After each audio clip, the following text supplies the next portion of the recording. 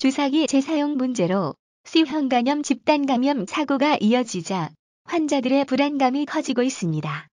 문제가 된 병원을 방문하지 않은 일반인들 사이에서조차 언제 어디에서 감염자와 접촉을 했을지 모른다는 걱정이 커지면서 감염 여부를 확인할 수 있는 검진에 대한 관심도 높아지고 있다고 합니다.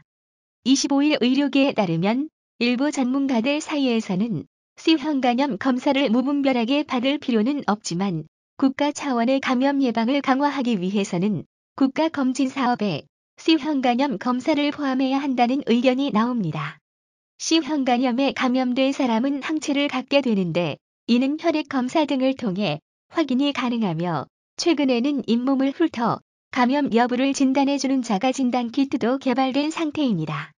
문제는 검사 대상자가 간 기능 검사에서 이상 소견이 없거나 감염원에 노출되지 않은 경우 등 감염이 의심되지 않는 상황에서 건강검진을 목적으로 검사를 시행한다면 보험이 적용되지 않는다는 점입니다.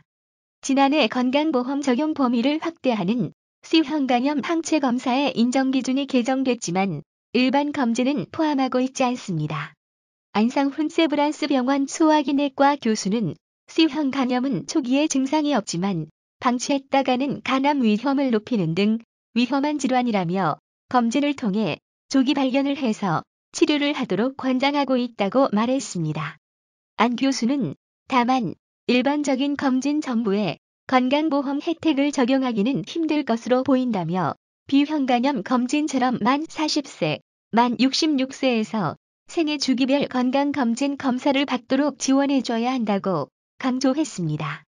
C형 간염 감염 관리 강화를 주장해온 대한간학회 역시 올해 초 C형 간염을 생애 전환기 건강검진에 포함해야 한다는 의견서를 보건복지부와 질병관리본부에 전달한 바 있습니다.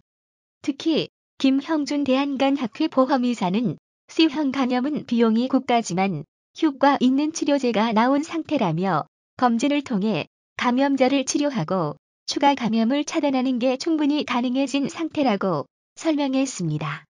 또한 김 의사는 1년에 1회와 같은 주기적인 검진은 힘들겠지만 일정 연령 이상에서 감염 여부를 확인하는 생애 전환기 건강검진이 필요하다며 무엇보다 C형 간염은 전염병이기 때문에 검진을 통한 스크리닝이 시행돼야 감염 자체를 줄여나갈 수 있다고 강조했습니다.